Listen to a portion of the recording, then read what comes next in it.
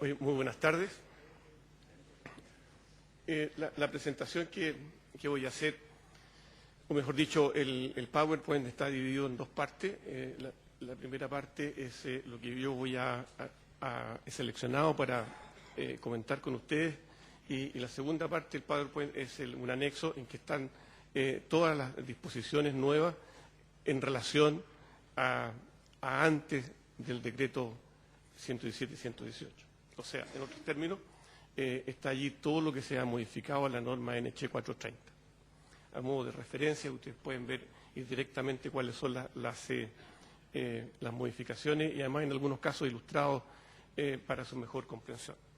Entonces, lo que yo he seleccionado ha sido lo que me parece más relevante, y lo primero que tenemos que decir que este es el decreto ahora número 60, que aprueba el reglamento que fija los requisitos de diseño y cálculo para hormigón armado y deroga el decreto número 118 de 2010. Este decreto fue firmado el 2 de noviembre de 2011 y publicado en el Diario Oficial antes de ayer, el martes 13 de diciembre. Ahora bien, lo primero que debo decir es que toda norma de emergencia es por su naturaleza imperfecta. Y eso es así aquí y en todas partes del mundo. Y es porque hay muy poco tiempo. Muchas veces los ingenieros, en este caso los ingenieros chilenos, después de terremotos, tienen que resolver los problemas inmediatos y no hay tiempo para mirar al techo, ¿no es cierto?, y decir, a ver, reflexionemos, a ver, ¿qué fue lo que nos pasó? Eso no es posible. Entonces, de ahí que los tiempos son cortos. La información no está toda procesada. En el caso nuestro eso es más dramático aún. Todavía tenemos algunos desconocimientos, por ejemplo, de la naturaleza del suelo que hay en la zona donde están los instrumentos que registraron el terremoto. Entonces, sin tener esa relación, es poco lo que podemos avanzar. De modo que los decretos 117 y 118 eran imperfectos. Y el actual, el 60 y 61, también lo son. Entonces, esperamos que en un futuro cercano, una vez que entren en rodaje y podamos tener experiencia de estos nuevos decretos, poder seguir el proceso normal de consulta pública y modificar la norma 430 como corresponde. Y si todo sale bien, eso no debiera demorarnos más allá de 1 año y medio, ¿no? Dicho eso, también debemos decir que en general, como nosotros vamos a estar concentrados en mejorar algunas cosas que vimos que no estaban funcionando bien, no debemos perder de vista de que la construcción chilena se portó muy bien.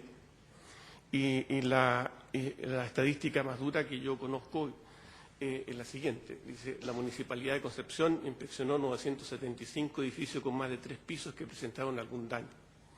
El 0,8% colapsaron o deben ser demolidos y el 4,4% fueron severamente dañados. Severamente dañados significa que son recuperables y el resto tuvo daño menor.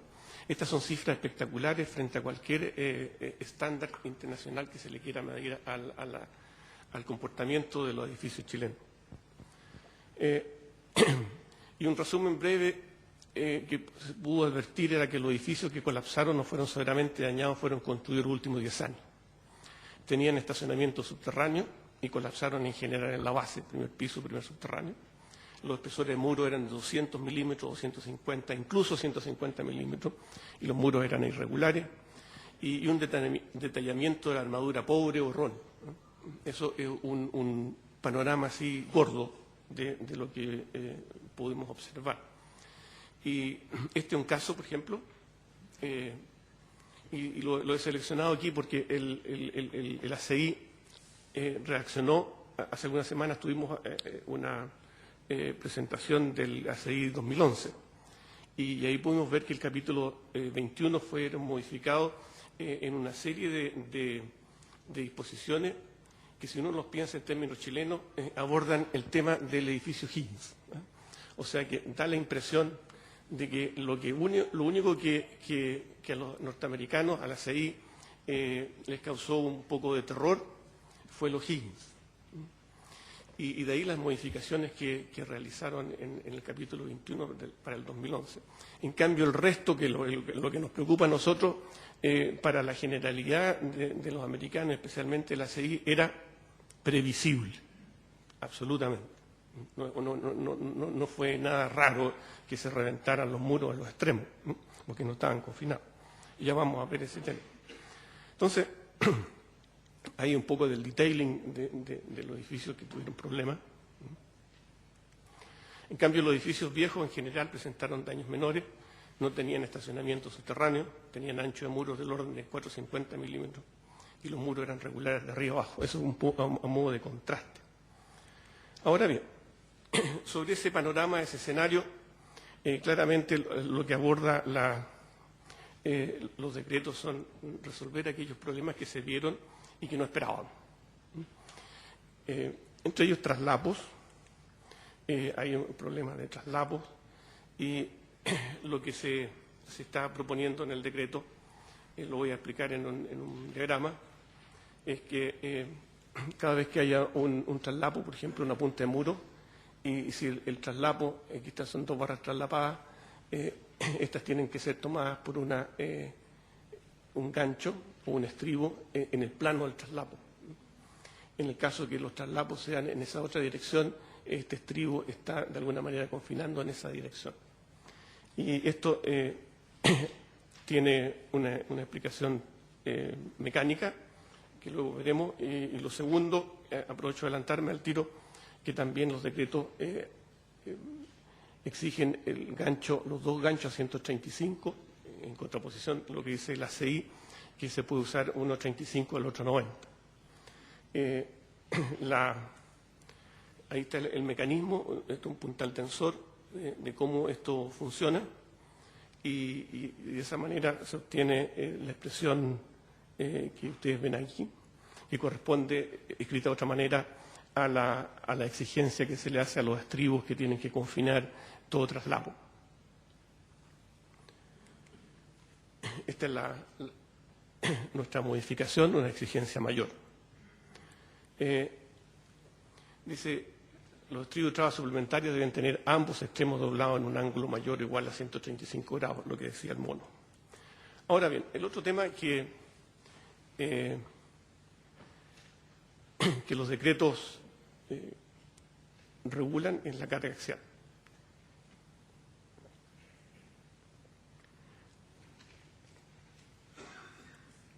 Hay un problema que aparentemente da la impresión de que, aparte del movimiento sísmico, la carga axial hubiese sido muy grande. Y la disposición que está ahí dice el máximo valor de PU actuando en la sección transversal definida en tal parte debe ser menor o igual a 0,35 F'C/G. Y eso, usted viene, esto es una explicación ex post, ¿no? Si uno ve la diagrama de interacción de un muro y diagrama de interacciones paramétricos, aproximadamente el 0,35 F'C, está aproximadamente en el punto de balance, de modo lo que se quiere lograr es que los muros sean diseñados en la zona dúctil bajo el punto de balance. Ahora bien,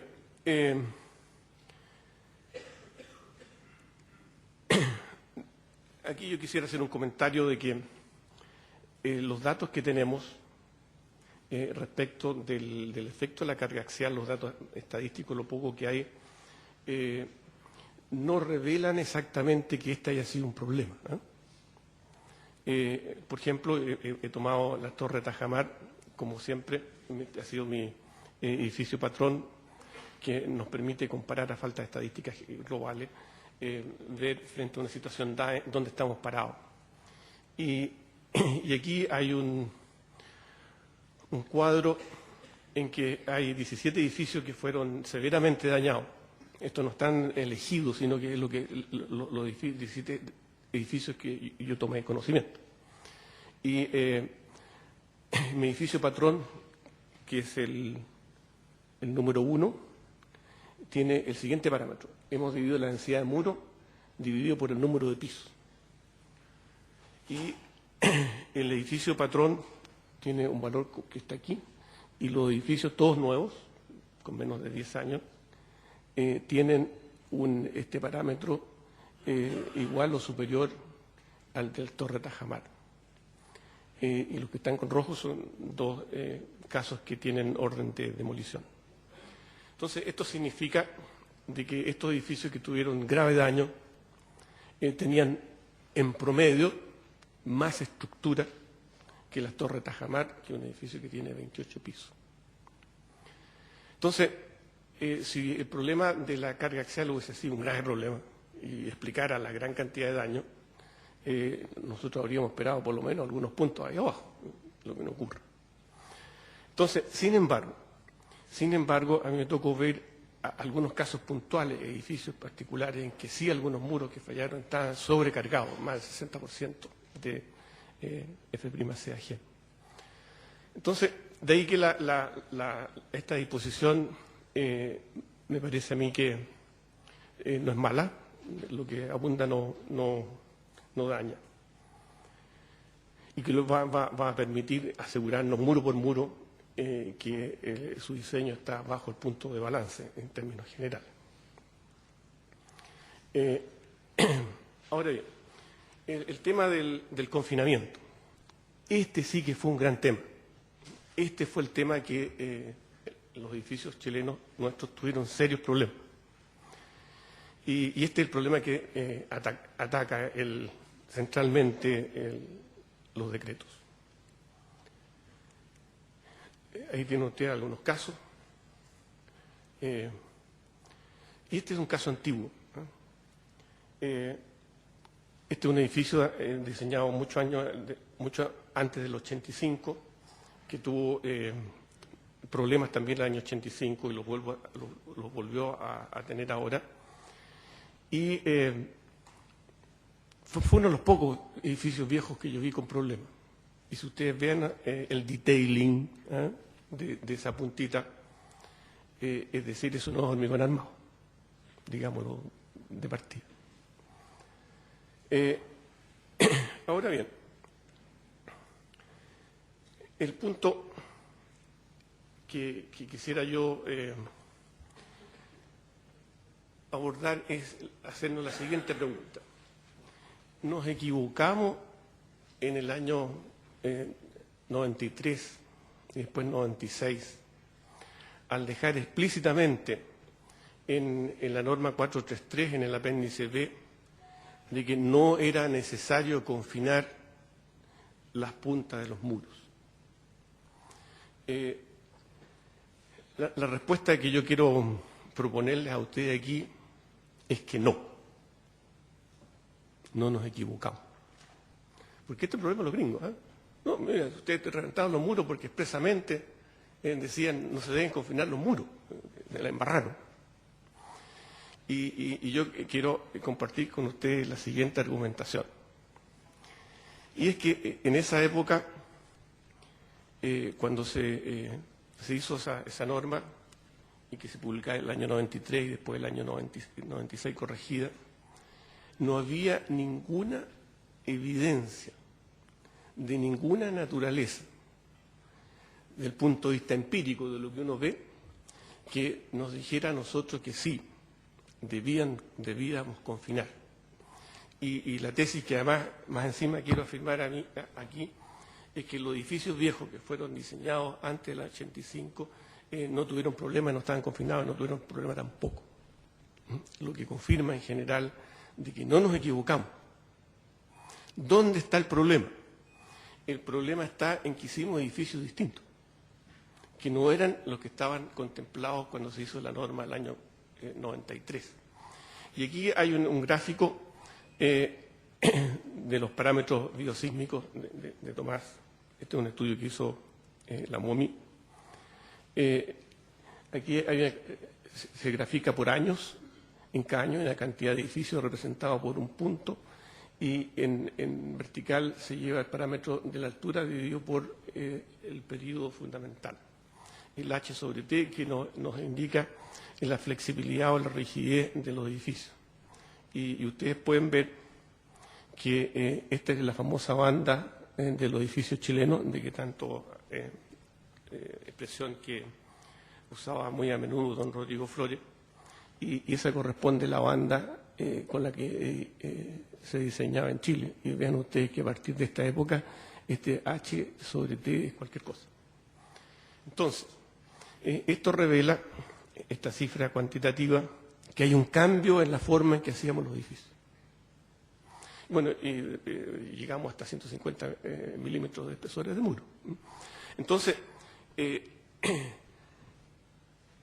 la norma chilena 433 fue calibrada, y lo dice expresamente el comentario de la época, para este tipo de edificios.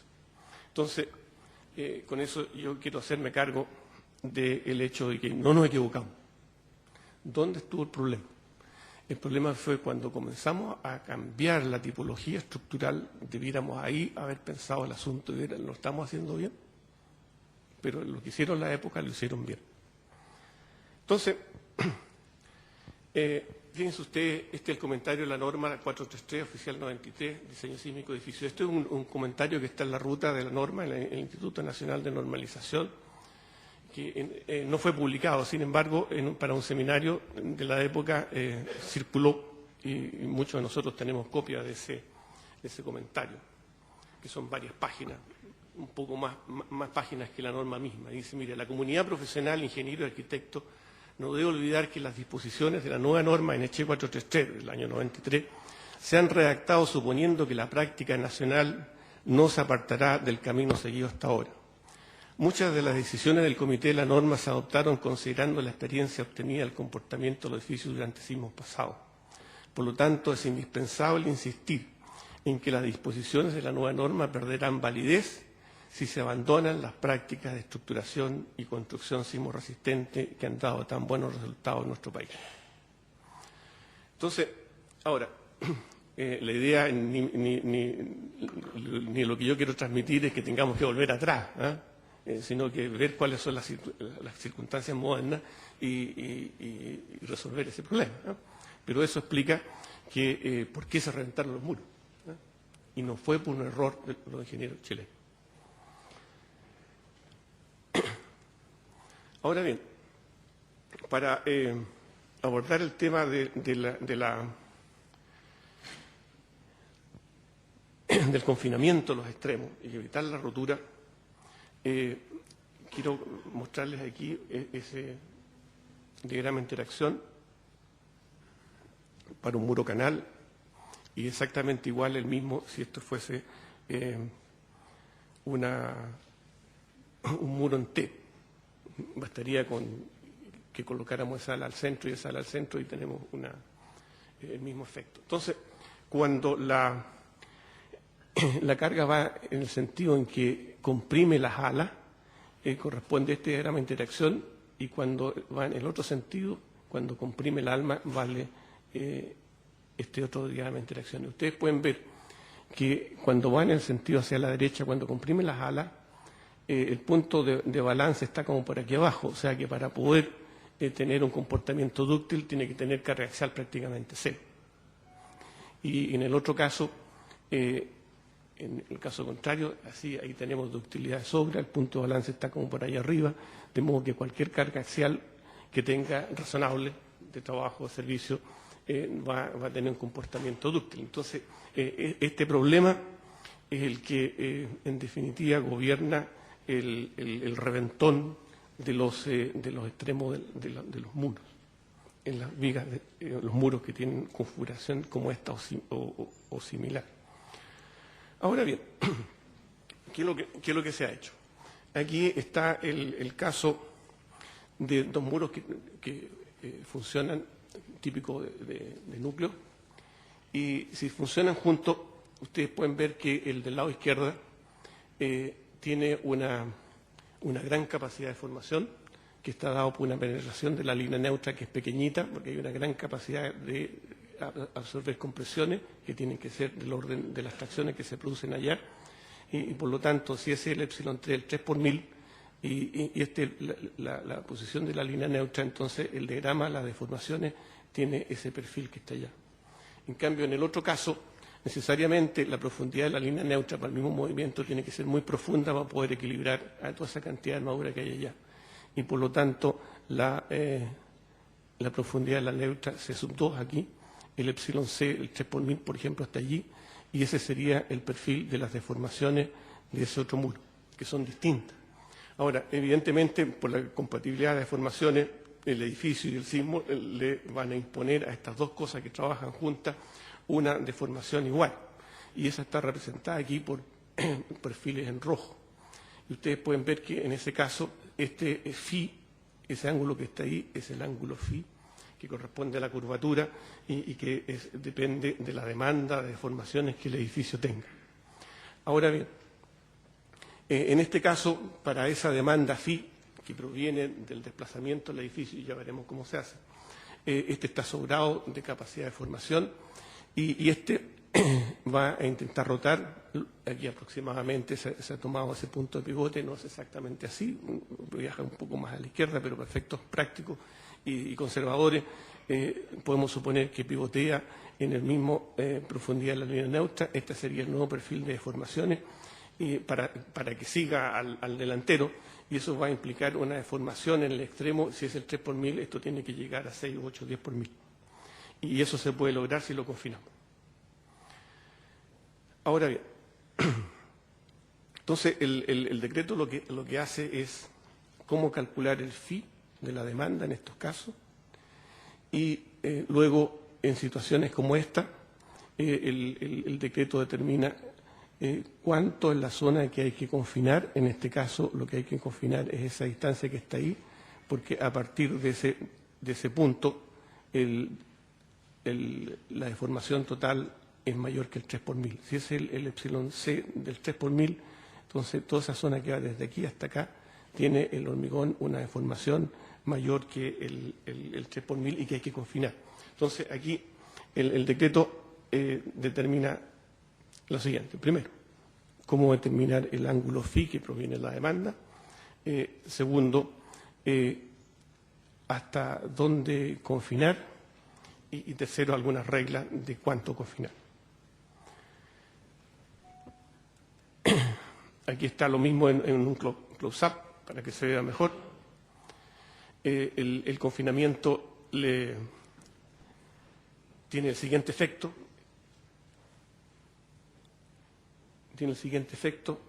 Si este es la carga de formación del hormigón sin confinar, es el F'C, y este aproximadamente el 3 por 1000 de deformación con lo cual trabajamos. Si el hormigón está confinado, la resistencia puede llegar al doble, y la deformación que puede llegar, este es como el orden del 8 por 1000.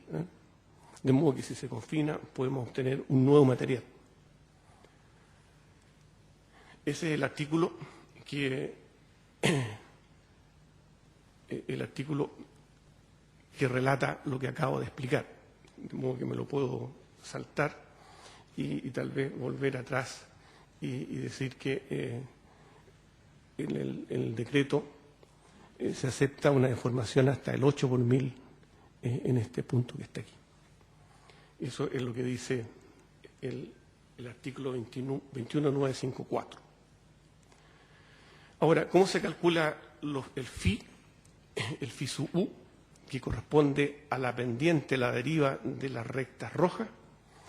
Esas están relacionadas con el desplazamiento en la punta de la estructura, mediante estas expresiones que están aquí. El phi sub u depende del delta u, mediante esta fórmula que es el delta u, ht es la altura total, L el largo del muro, y eso tiene que ser inferior a el 8 por 1000 dividido por C la profundidad de la línea neutra.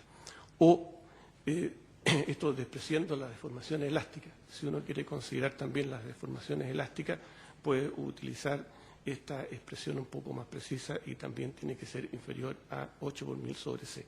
¿Y de dónde vienen esas fórmulas? Se pueden obtener del siguiente diagrama. Tenemos un cierto muro con una cierta carga sísmica supuesta, una fórmula triangular invertida, y Luego, conociendo yo la carga, puedo obtener cuáles son los diagramas del momento y, por lo tanto, puedo conocer cuál es la curvatura. También puedo estimar cuánto es la curvatura que tiene la rótula plástica. Conozco FISU y conozco FISUI también, de modo que el diagrama de curvatura es conocido. Y ustedes recordarán que cuando uno tiene las curvaturas conocidas en una pieza, una lineal cualquiera, mediante los teoremas de área-momento o la viga conjugada, por ejemplo, nosotros podemos relacionar cualquier desplazamiento o rotación. En este caso, por ejemplo, se usó la viga conjugada, por lo menos los viejos que fuimos educados en esa línea, la viga conjugada de esta estructura que está empotrada en la base, la viga conjugada está empotrada en la parte libre y libre abajo, ¿cierto? Y luego a esta viga conjugada le aplico su carga conjugada y el desplazamiento en la punta, que es lo que me interesa, es el momento estático del diagrama de curvatura.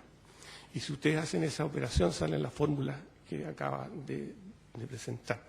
Y una de ellas, y si considero solamente la curvatura plástica, me da la fórmula simplificada, y si considero todo el diagrama, me da la fórmula más compleja.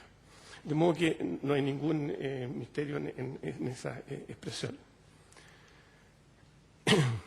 Dice, los valores del LP, la longitud de la rótula plástica, en la ecuación 21.7b, la que acabamos de ver, no debe tomarse superior al largo del muro sobre 2, y los valores de la curvatura elástica y el desplazamiento elástico, o sea, cuando comienza la primera afluencia, deben justificarse. Eso quiere decir que se deben calcular.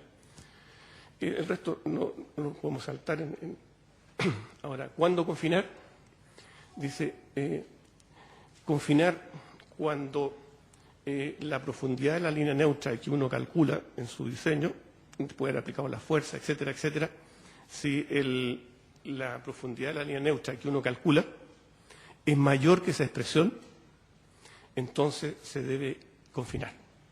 Y esto está en la CI actual, y este es el largo del muro, el delta U, el desplazamiento arriba, y H sub W, la altura del muro, sobre 600. Si se sobrepasa ese valor, entonces hay que confinar. Y esas expresiones vienen igual que antes, haciendo la misma situación anterior. Acá me he colocado una fuerza en lugar de triangular, da lo mismo porque se desprecia en esa fórmula las deformaciones elásticas, las curvaturas elásticas, y solamente se concentra en la curvatura plástica. Entonces, aquí tenemos la siguiente expresión, podemos calcular el delta U, que está aquí, que es el momento estático de esta área respecto a ese punto. Esta área que está aquí es phi sub U por LW medios, es el área que está aquí, y el brazo de palanca se ha aproximado a H, estrictamente es igual a H menos LP medio, que implicaría LW cuartos, pero está aproximado aquí. De modo que aquí tenemos una expresión que nos vincula la curvatura última, abajo, necesaria, para obtener el desplazamiento delta arriba, o al revés, dado el delta, cuál es el phi sub U que hay abajo. Por otro lado, en un diagrama de formaciones, tenemos el 3 por 1000, C, la profundidad de la línea neutra, y el ángulo phi es igual a 3 por 1000 sobre C. Y de estas dos ecuaciones, si eliminamos phi, obtenemos, y despejo C, obtenemos la expresión L sub W sobre 660 delta sobre H. Y la CI, el 660 lo aproximó a 600. De ahí viene la fórmula del límite, que conecta entonces la demanda externa con las deformaciones límite en la base. ¿Hasta dónde confinar? Ahí está la expresión 21.8a, que la podemos leer. C sub C es la profundidad a la que hay que confinar, C es la profundidad de la línea neutra que resulta del cálculo de los esfuerzos y la armadura que hay. Y si multiplicamos este por LW dividido por esta expresión, este segundo término es exactamente el que calculamos antes. Y si nosotros vemos en geometría aquí y determinamos cuál es la zona a partir de la cual hay una deformación superior al 3 por 1000, obtenemos la expresión C, que es la profundidad de la neutra, menos C asterisco, que es la fórmula que estamos hablando, nos da la zona a confinar. De modo que también no tiene mayor complicación.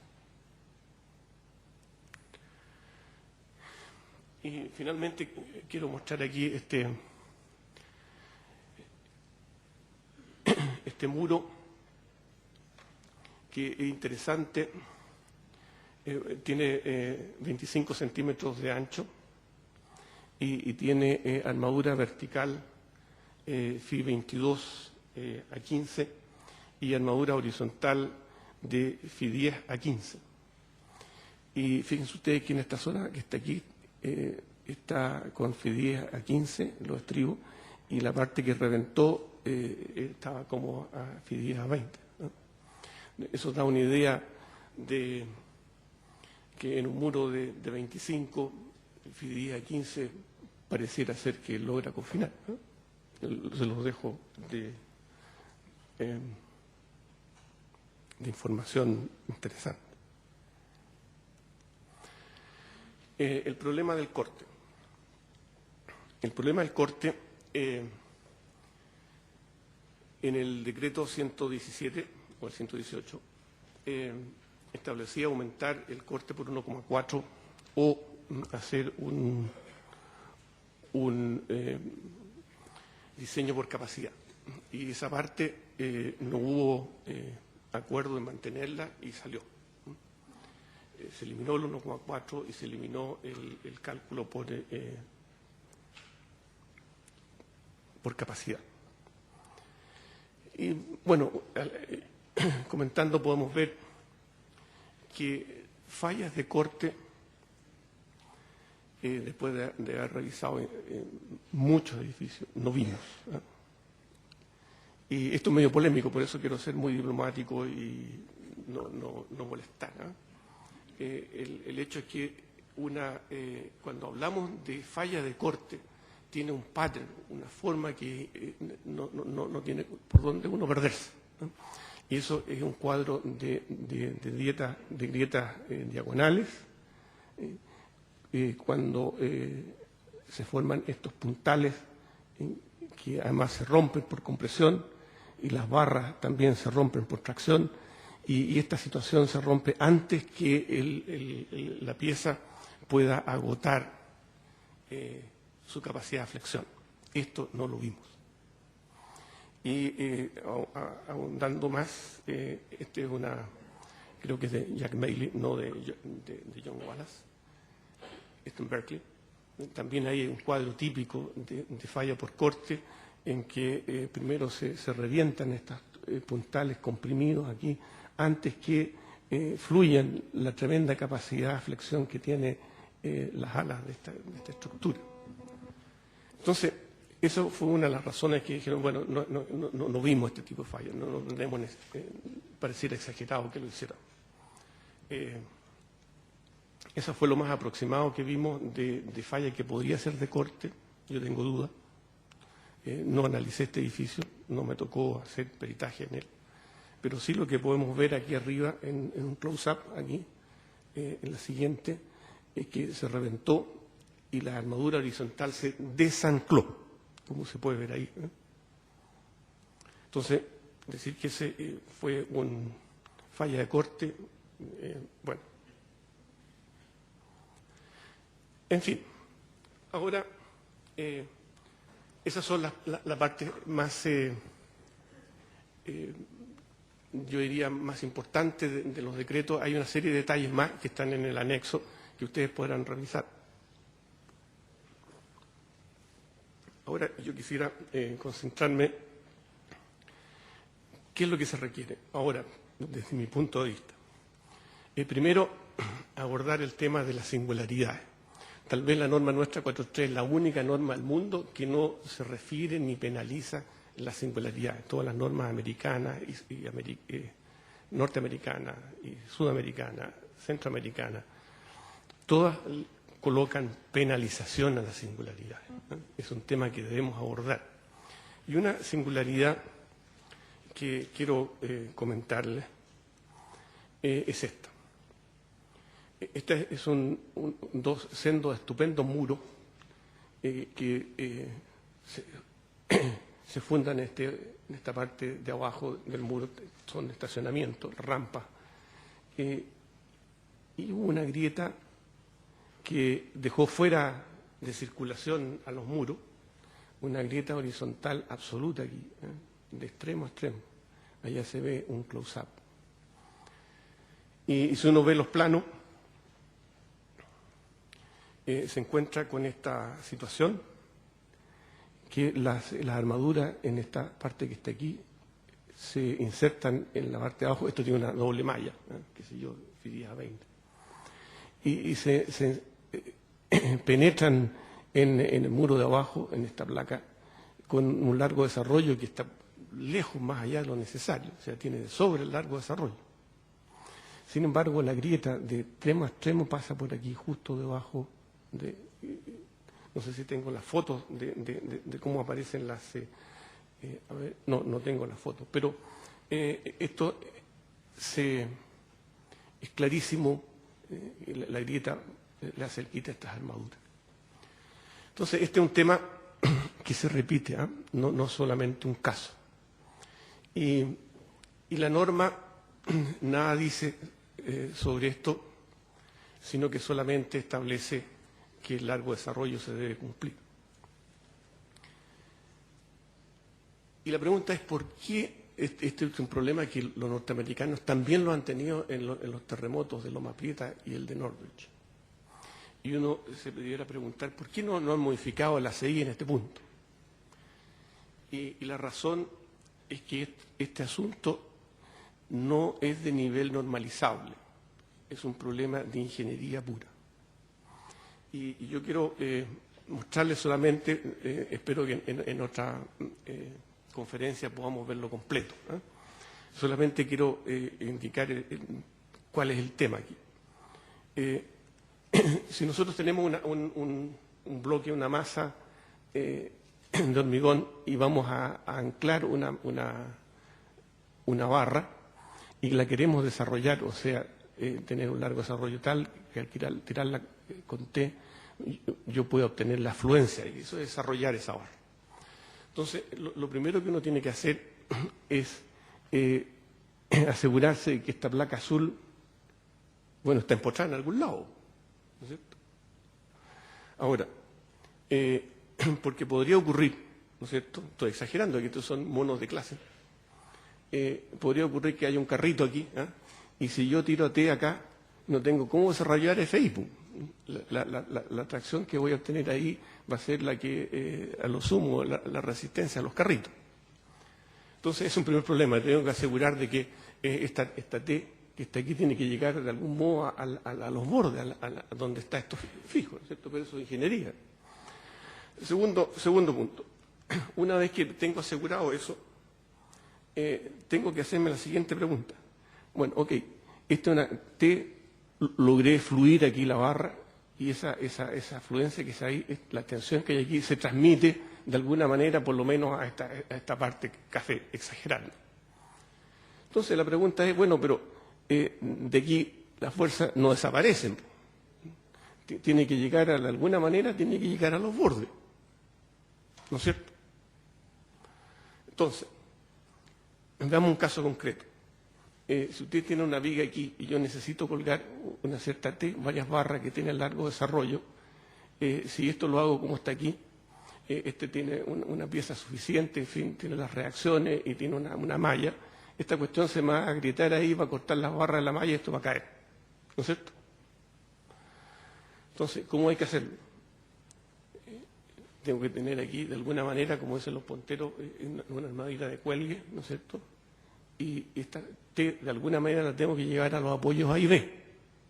Y para eso necesito llevarlo arriba para poder aprovecharme de esos puntuales virtuales que están ahí. Y para que esto funcione, tengo que colocar aquí un chorro de barra del orden del chorro de barra vertical, ¿no es cierto? Entonces, si nosotros volvemos al tema anterior del que partimos, y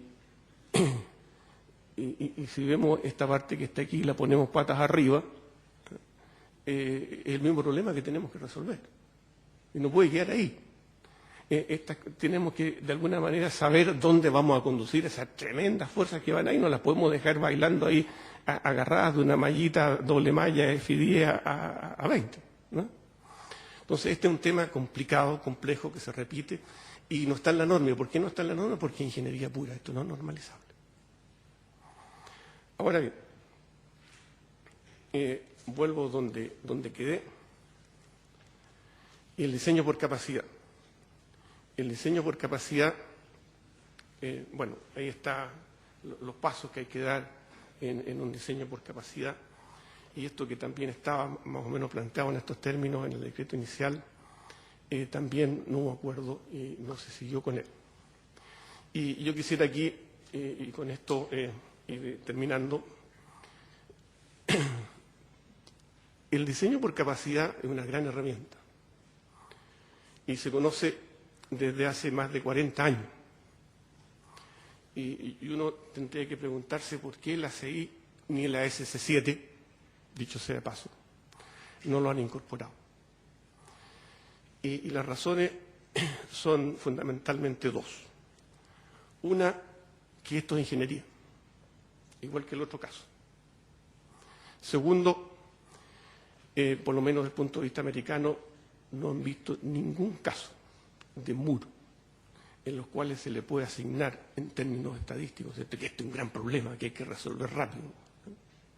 40 años. Entonces, nosotros creo yo que tenemos que utilizar, es indispensable hacer chequeos por capacidad. Tenemos que saber utilizarlo. Para eso no es fácil, porque aquí hay una serie de omega y piezas raras en las cuales nadie está de acuerdo, ni los norteamericanos tampoco. Pero hay que usarlo porque es una herramienta de ingeniería. Esto es mecánica de sólido, no es norma. Igual como el otro caso de equilibrio que les vi anteriormente. Y dicho eso, quiero que nadie me malinterprete. Esta es una herramienta necesaria, es mecánica, es equilibrio. Y si me apuran un poco, detrás del principio de este diseño por capacidad, no hay otro principio en juego, ni más ni menos, que el principio de igualdad de la acción y la reacción. Tendría que yo explicar bastante cómo llegó eso, ¿no? Pero es absolutamente, eso es lo que hay que detrás de eso. Y eso no, de acuerdo al criterio americano, no es normalizable, porque de otra manera las normas serían unos volúmenes, pero de bibliotecas completas. Es otro tema que a lo mejor podemos tocar en el debate. Y creo que estoy finalizando. Aquí está el anexo. Están todas en algunas le he hecho algunos monos de mi cosecha para que se entiendan bien, etcétera, etcétera. Y con eso yo termino mi presentación. Muchas gracias.